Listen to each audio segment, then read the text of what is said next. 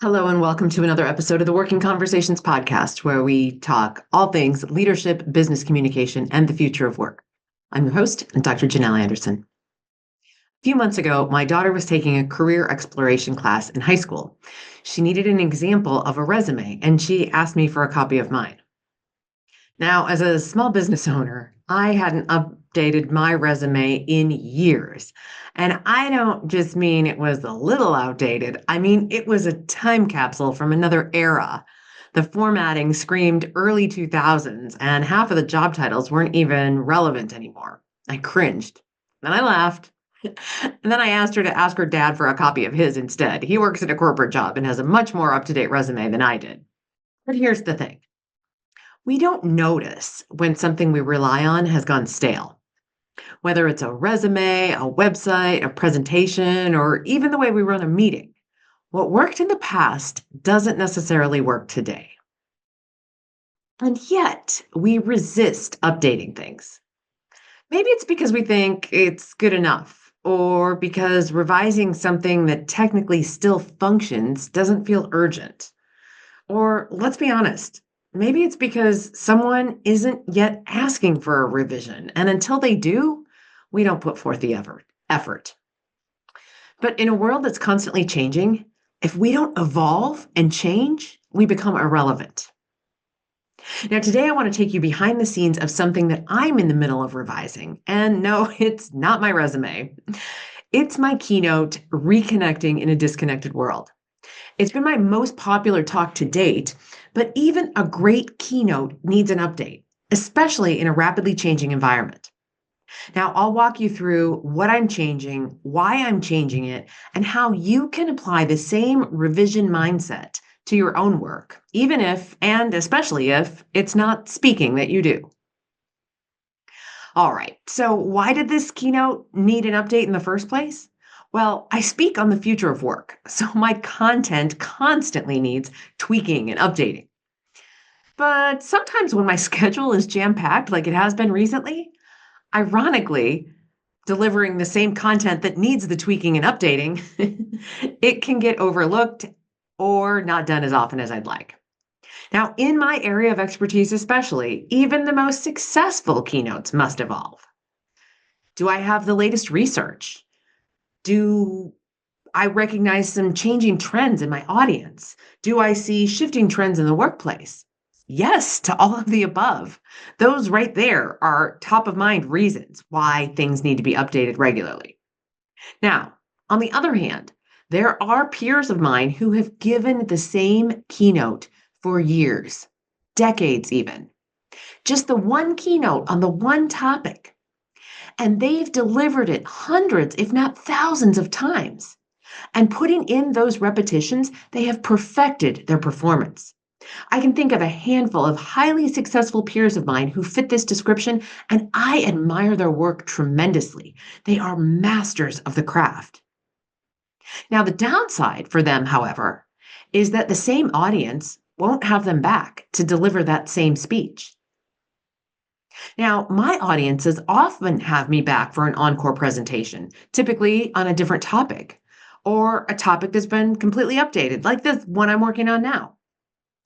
With as fast as things change in the future of work, the same keynote title could be drastically a different speech from one year to the next, simply by swapping out outdated research for the latest findings. And I do that.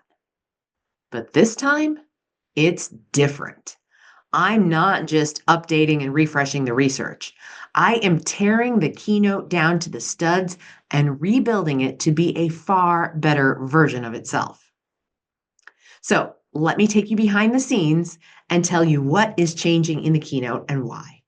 So we'll cover what stays, what goes, and what is new entirely. In fact, let's start with what's new entirely, because that's kind of fun. It's a brand new structure.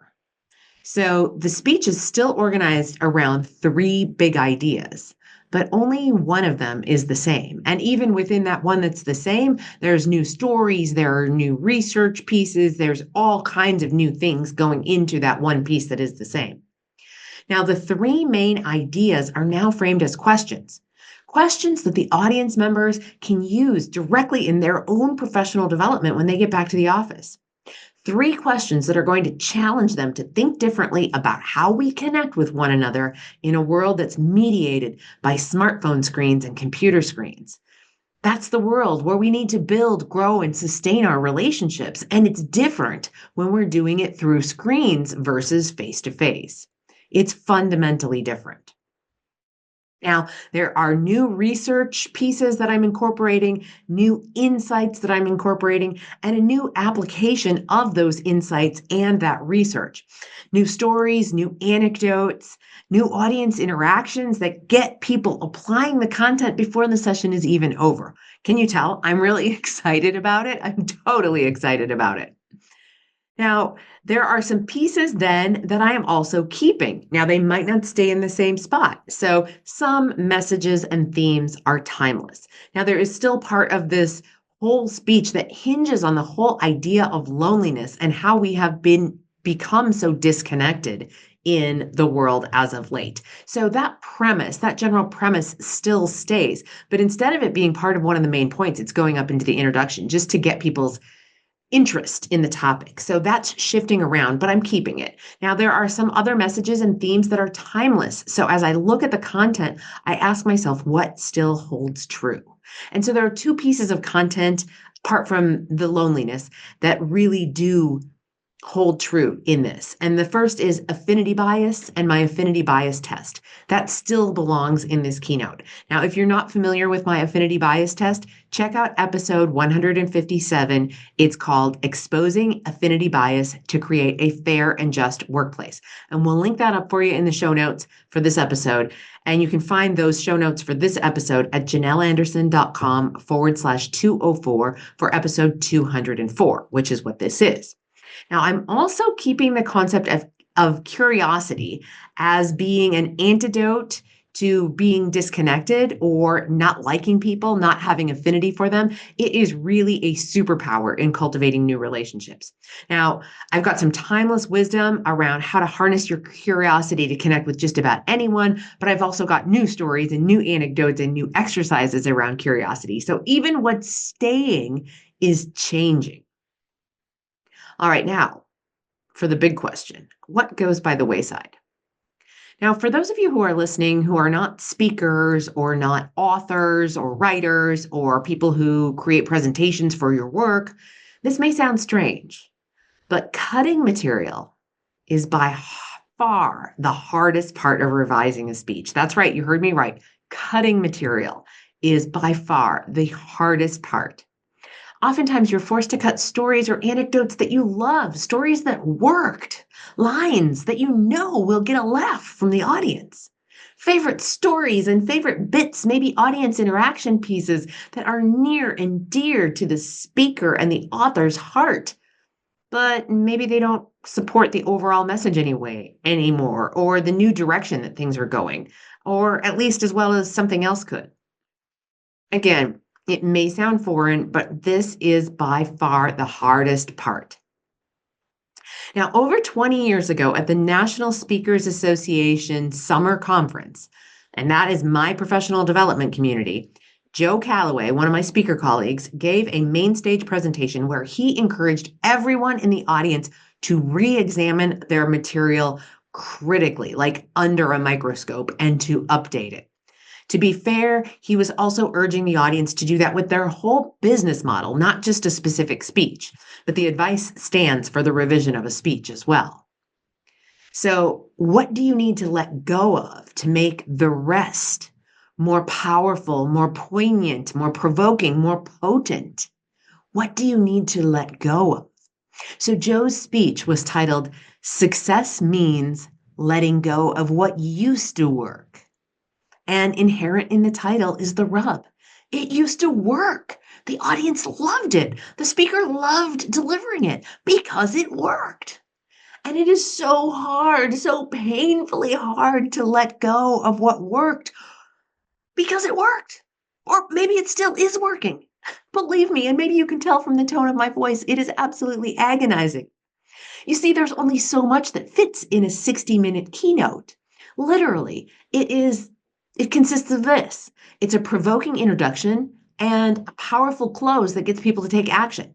And in between that introduction and that closing, there are three main points that need to touch people's hearts and minds. They need to be illustrated by stories and anecdotes, and they need to be accompanied by actionable strategies. So if you want to include any new material, which I must, then things have to go. And some of those things have worked well, have excited the audience, again, gotten a laugh, or been an audience interaction between me and them, or them and them that worked. It's hard to let go of what worked, but you have to if you want to make way for something better. All right, now let me take you behind the scenes a little bit so that you can understand what my process looks like. So here are the nuts and bolts.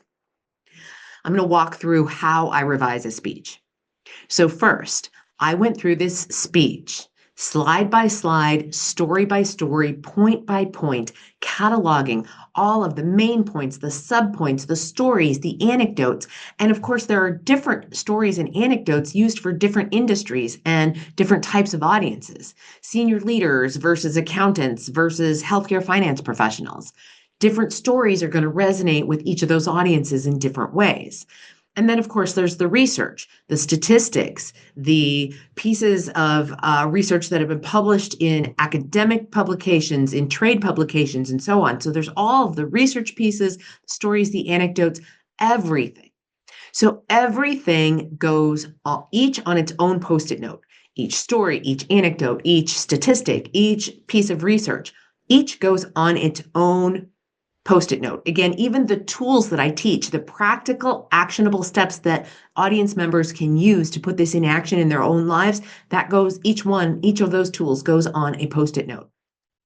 Then I figure out the new structure. Now, I already talked about the new structure. It's organized around these three questions. It's so exciting. It's just absolutely lighting me up. I can't wait for the first delivery of it, which isn't coming up for, a good 4 to 6 weeks. So I've got time to do the rest of the work that I'm going to share with you here. Okay, so the new structure, which I already know what it is, and then it becomes like a match game. Does anything on any of those Post-it notes still work in this new structure? Now, here is where I have to be incredibly discriminating, incredibly discerning. I have to, with really almost the eye of an outsider, let go of everything that worked before and piece by piece, Post-it note by Post-it note. And again, this is the painful part because there are so many Post-it notes, and I have to say, does it fit in the new structure? And not just does it fit in the new structure, but is it the most powerful statistic, story, anecdote, industry explanation, industry application? Is it the best one? It's exhausting work. It is emotionally exhausting work. Okay. Because here's what happens. Not very many pieces fit when you are ripping it down to the studs and rebuilding it. And then this is where some of the exciting stuff comes, because then there's the new research, the new case studies, the new tools for application, the new stories, the new industry examples, all of the new stuff then goes in. And again, that's right where I'm at right now. I have torn it down to the studs. And honestly, there were like 3 Post-it notes from everything that actually fit and were relevant and were the best pieces to include in the new version of Reconnecting in a Disconnected World. Only 3. It kind of breaks my heart, but at the same time, it kind of excites me because it's going to be so fresh, so new, so exciting, and I can't wait to deliver it. Okay, so back to finding all those new research, the new case studies and so forth, and piecing that all together. It's a bit of like a jigsaw puzzle.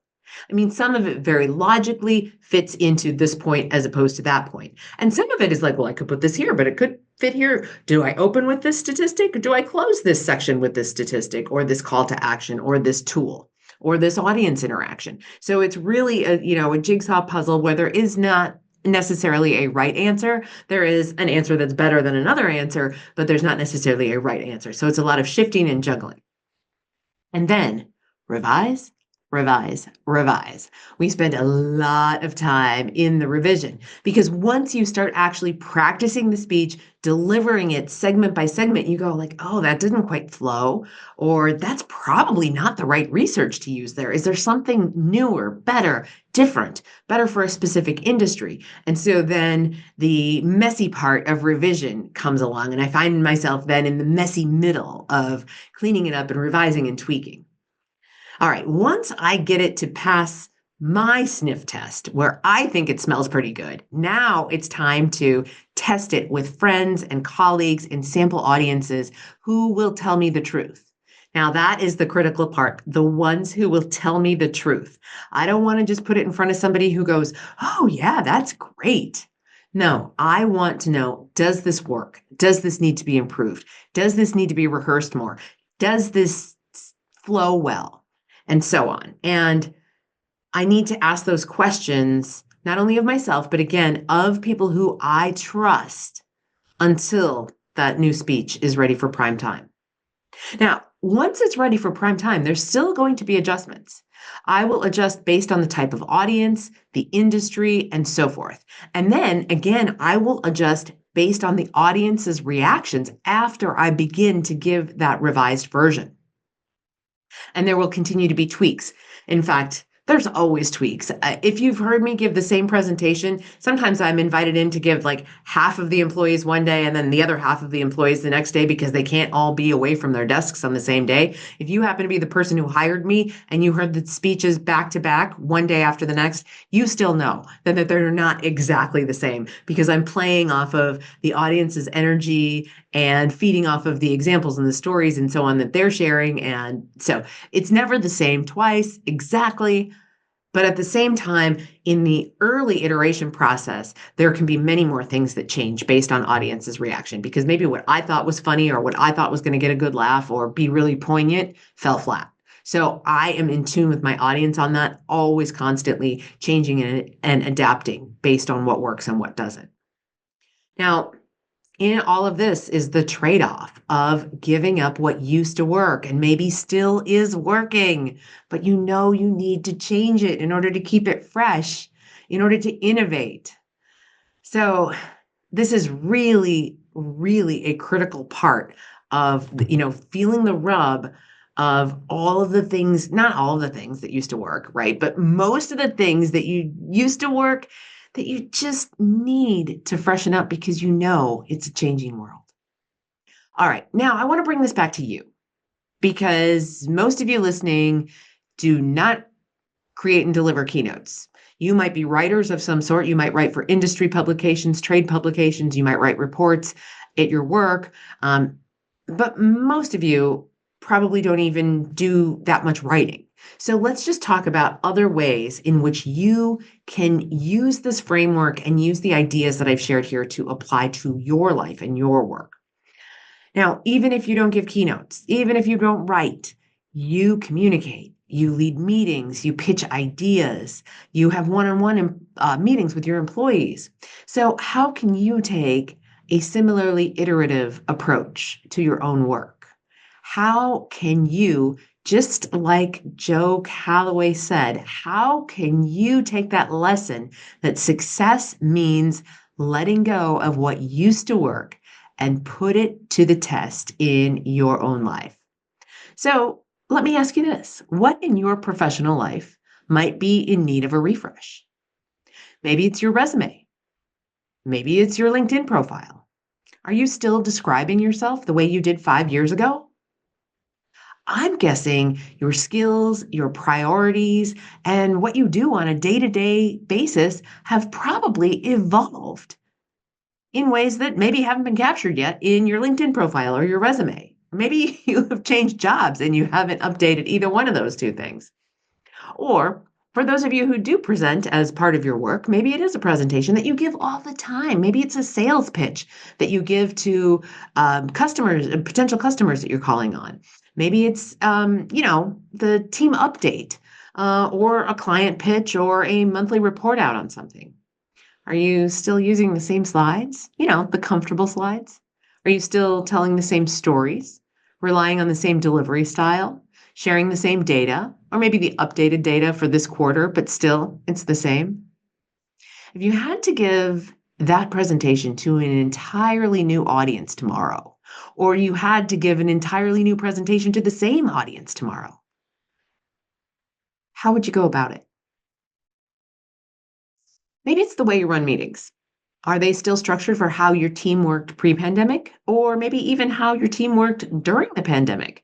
Have you updated the process to reflect this post-pandemic world that we're living in?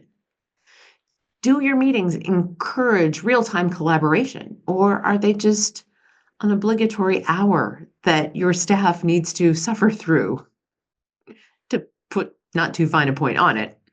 Now, the reality is everything that we do in our work is a living document. We need to treat it as a draft in progress all the time.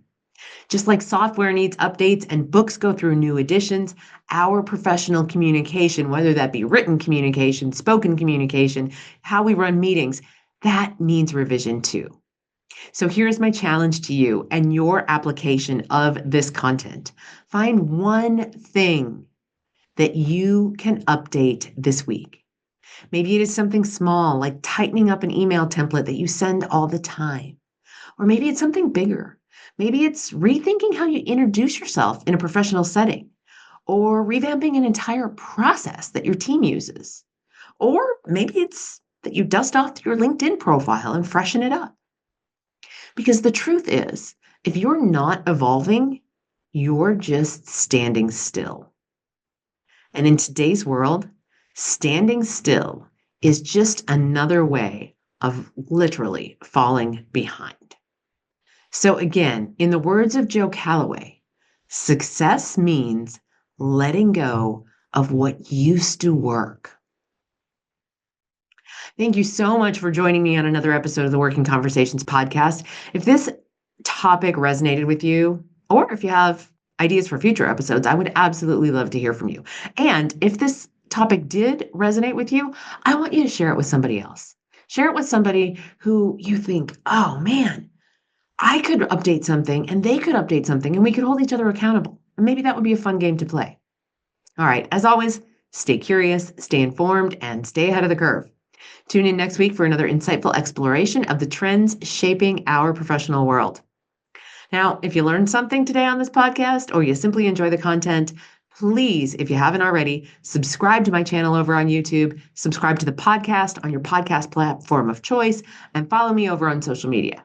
These are all excellent, no-cost ways for you to support me and the work that I do in the world. You'll find links to my social media over on the show notes page, janelanderson.com/204 for episode 204. Until next time, keep thriving. Keep embracing change and keep iterating and revealing the next new version of what you are capable of. Until next time, my friends, be well.